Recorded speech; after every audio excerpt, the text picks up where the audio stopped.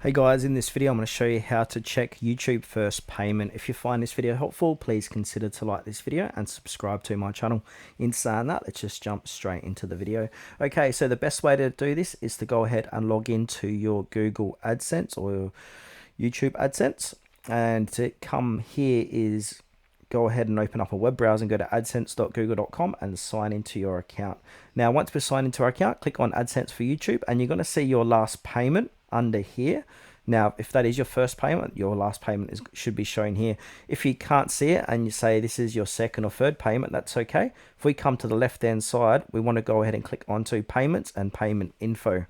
Now on this page here under payments, we want to click onto view transactions. Now on this page where it says here transactions, we want to go ahead and change this from last 3 months to all time. So click on all time and then basically scroll all the way down to the bottom of the page and you're going to see your first paycheck. So my first paycheck was only 13 days. I got $0. My next paycheck, I got $61. So that was my first paycheck from YouTube.